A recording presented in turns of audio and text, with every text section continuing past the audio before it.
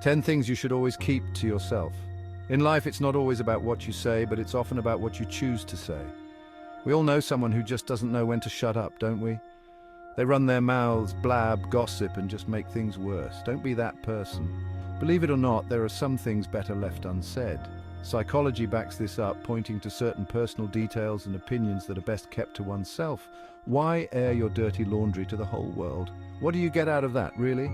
You think it helps? We're going to delve into this topic and identify 10 specific things you should always keep to yourself. Trust me, it's for your own good. Let's dive in. Look, we all have baggage. We've all been wronged, treated unfairly, and dealt a bad hand at some point.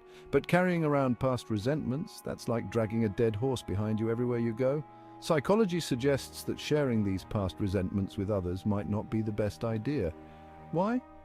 Well, it can make you seem negative and stuck in the past rather than someone who is forward-looking and proactive. Who wants to be around someone who's always harping on about the past? It's draining, it's unproductive, and frankly, it's a turn-off. What's more, constantly bringing up past resentments can create a perception of you that's far removed from your true self. People start to see you as bitter, cynical, and unable to move on. It's like a dark cloud hanging over your head, and believe me, it's not doing you any favors. It can also lead to unnecessary drama and conflict. Why stir the pot when you know it's going to boil over? It's better to deal with these issues privately or with the help of a professional. Talk to someone you trust, a therapist, a counselor, someone who can help you process these feelings in a healthy way. After all, your present and future matter more than what's behind you. Focus on building the life you want, not dwelling on the things you can't change.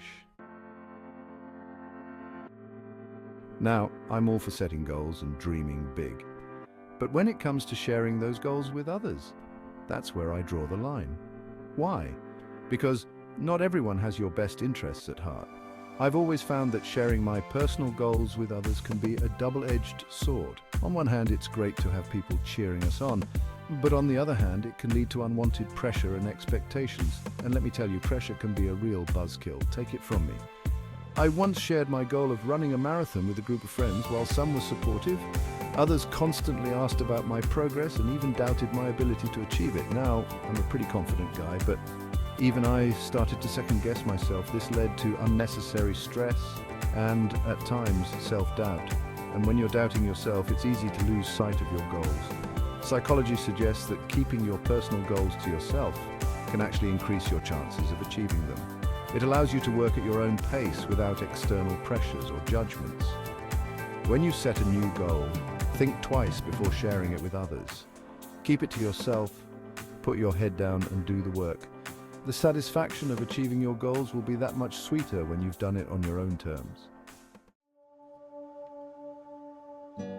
Money, it's a touchy subject. People can get really weird about money.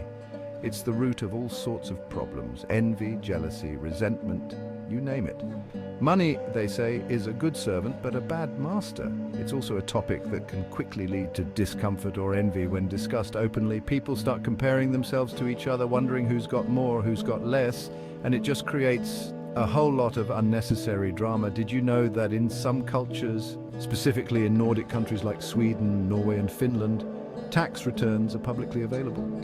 This openness about income is intended to promote fairness and trust.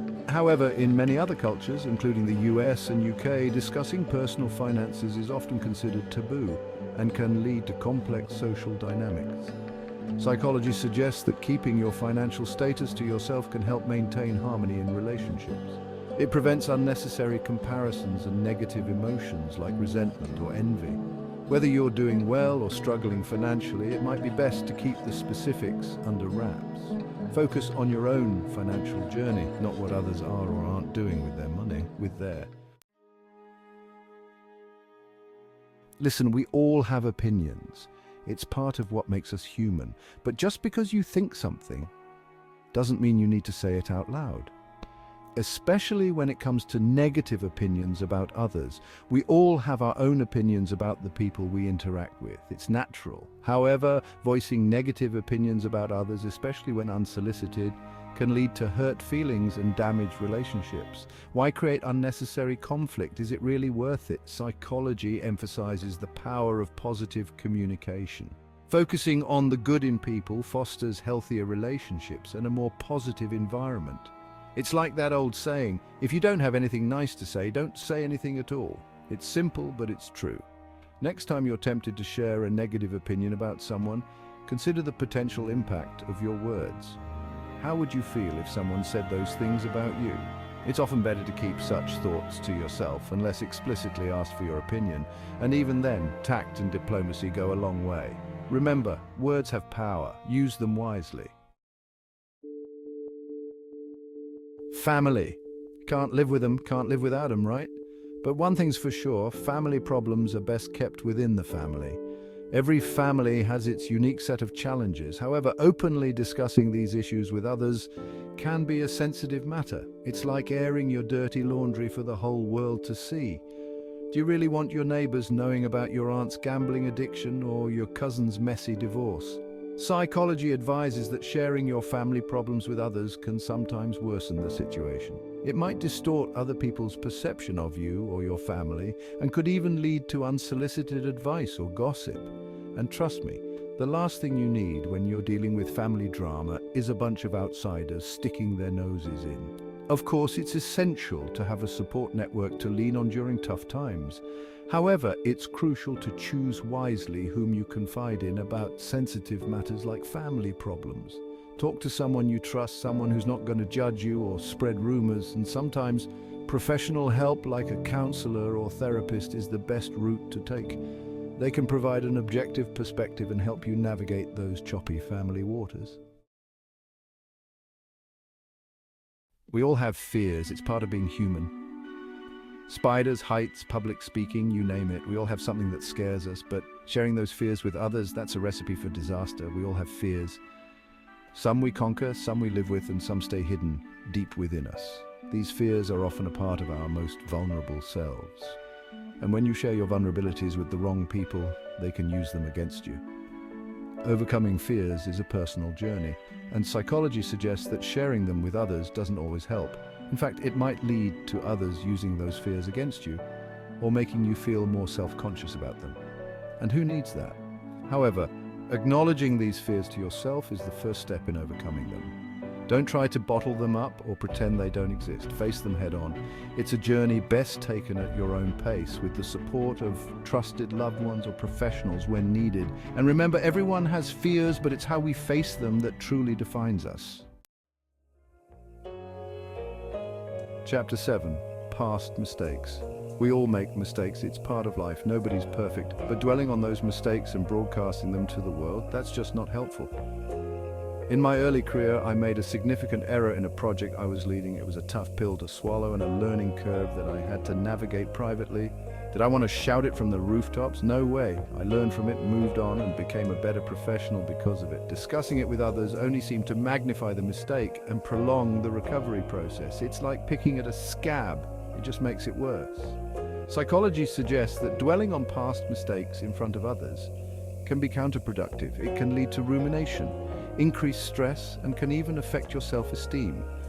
And who needs that kind of negativity in their life? While it's essential to learn from our mistakes, highlighting them in conversations doesn't always serve us well. Instead, acknowledging the mistake, learning from it, and moving forward is the key to growth. Chapter 8. Acts of Kindness. Now, don't get me wrong, I'm all for being kind and helping others, but do you really need to brag about it?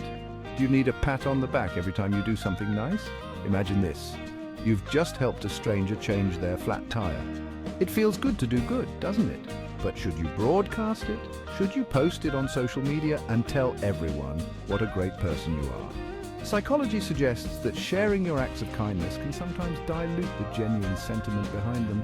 It can give the impression that you're seeking validation or praise, even when that's not the case.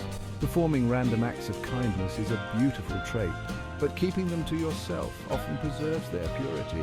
Let your actions speak for themselves. After all, the real reward is the act itself, not the recognition. Chapter 9. Self-doubts. We all have moments of self-doubt. It's natural.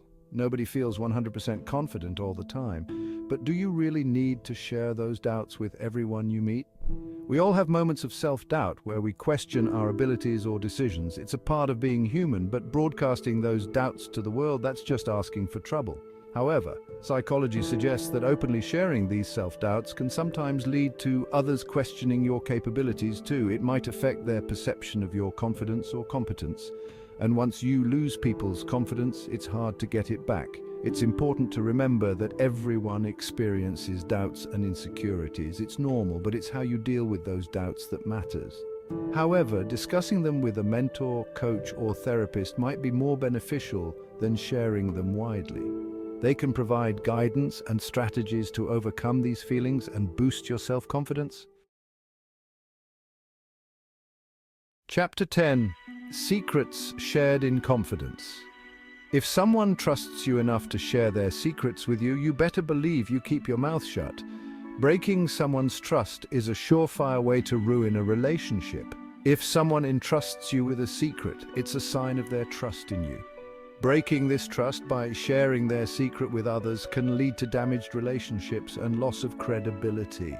People won't trust you anymore, and rightfully so. Psychology underscores that maintaining confidentiality is paramount in building and maintaining trust.